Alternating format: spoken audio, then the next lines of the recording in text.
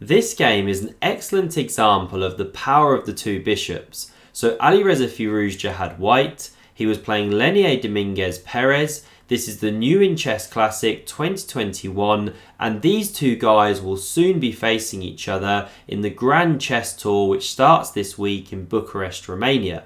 So I'm looking back at this past encounter. Alireza kicked off with d4 and Dominguez Perez went pawn d5. This is a rapid play, by the way, online game, so they're playing the moves quickly. And we went down this London system, so the knights developed here.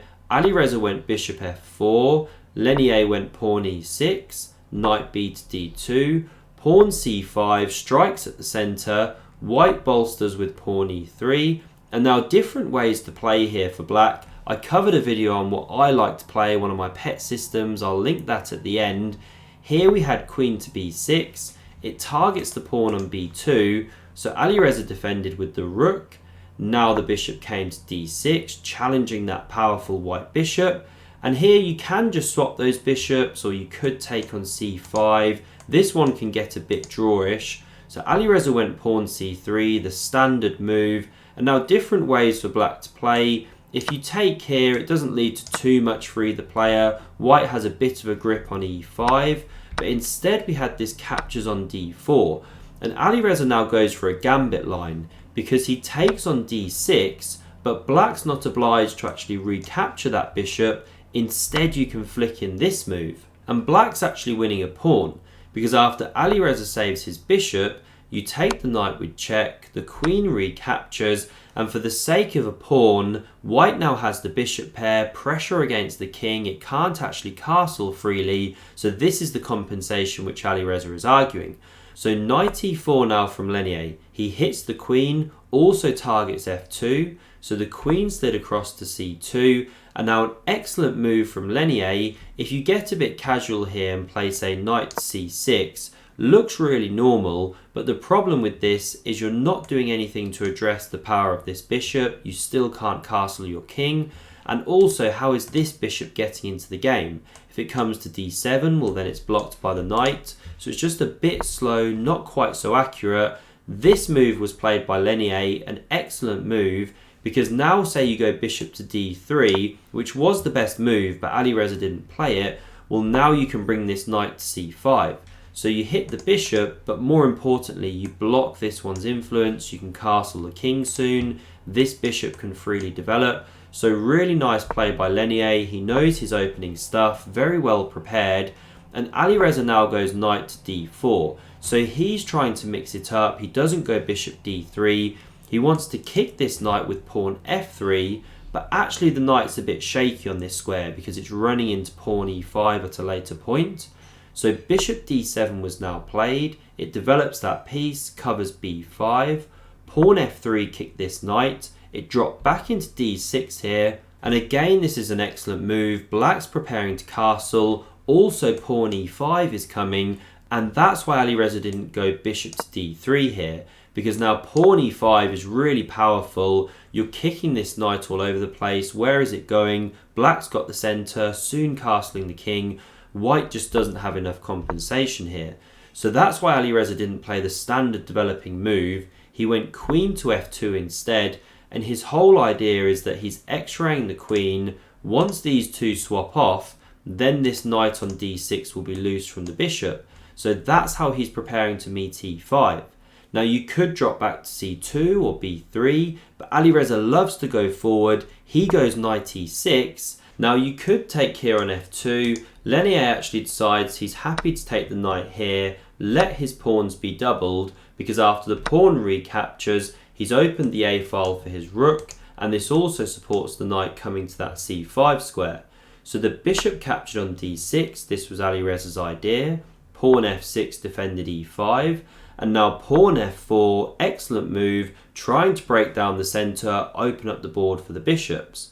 So castle's queenside was played, hitting that bishop. The pawn captured on e5.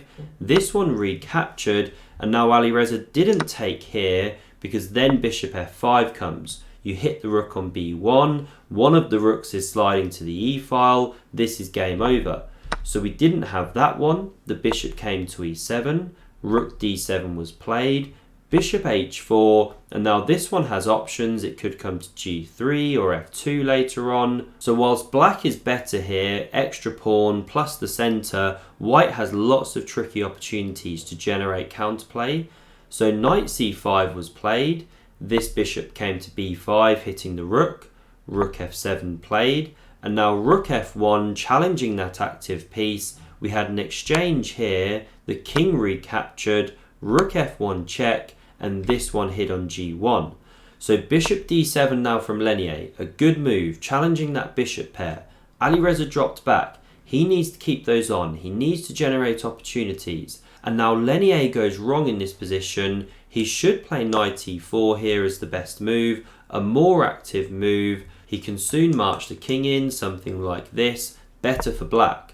But what Lenier does was knight to e6, just a bit more passive, and suddenly there's some problems after rook e1. How are you defending this pawn? Now if you go rook f5, it does the job for a moment, but it's a bit shaky on that square. Possibly g4 is coming, or maybe bishop g3 to add more pressure. So Lenier plays the more obvious move, pawn to e4 here, but now Alireza gets pawn c4, undermining those central pawns, once again exploding the board for his bishops. That's what you want to do when you've got the bishop pair.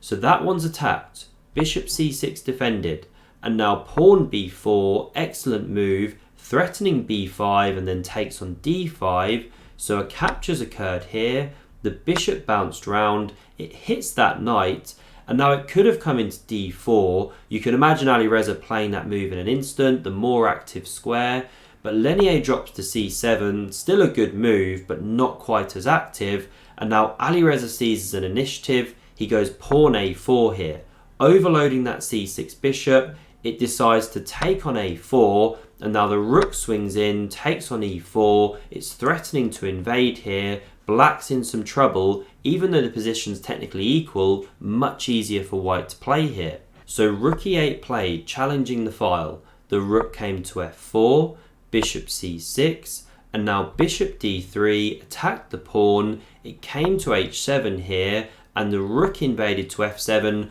Both players are low on time at this point, and Lenier missteps. So the pawn is attacked, and he should simply defend it by, say, pushing to g5, attacking the bishop. You can even go knight e6. But I can understand what he was afraid of. I mean, say he goes g5, well, then there's this bishop f5 check stuff. Now, actually, if the king comes to d8, you're doing okay.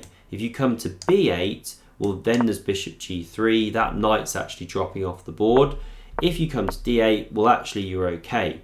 Because after, say, bishop g3, the knight can come to d5. Black's holding on, although still that bishop pair looks really scary. So Lenier couldn't quite see his way through it. He thought he shouldn't allow bishop f5 check, so he went bishop to d7, covering that one, but now he gives the g7 pawn. So Alireza snaps it off.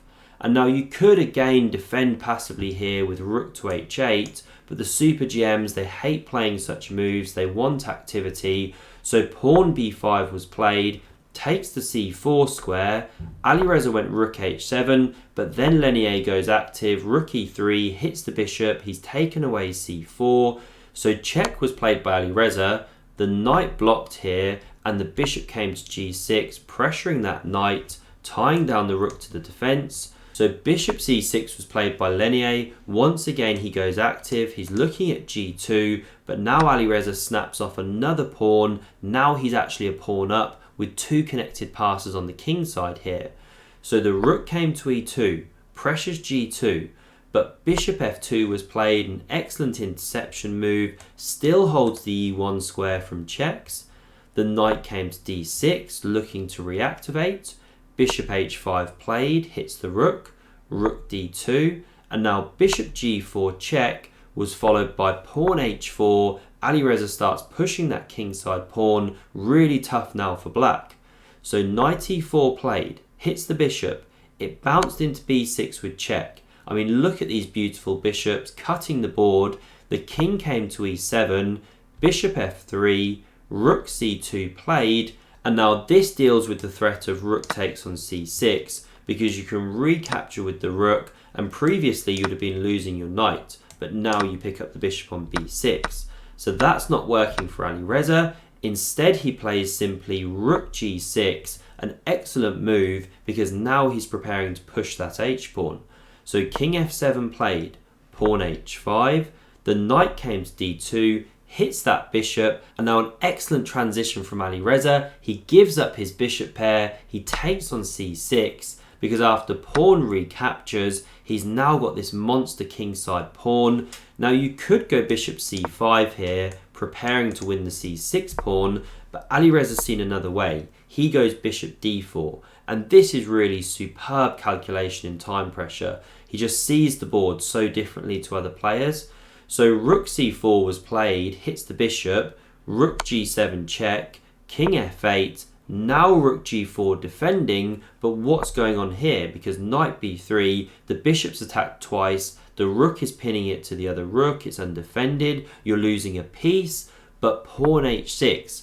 Alireza's seen deeper, because no matter how you take that bishop, Lenier went with the rook, well now the pawn's going through. Yes, you lose a rook, you lose a second piece, but now Alireza queens. We had king e7, the queen checked here, king d8, check from d6, and here Lenier resigned. The queen's coming to e6 with check wherever black goes, then you're picking up the rook, that's game over. If you enjoyed this one and want to see my favourite London system, then click here, and subscribe to the channel to never miss an Alireza game, see below. Thanks for watching, see you soon.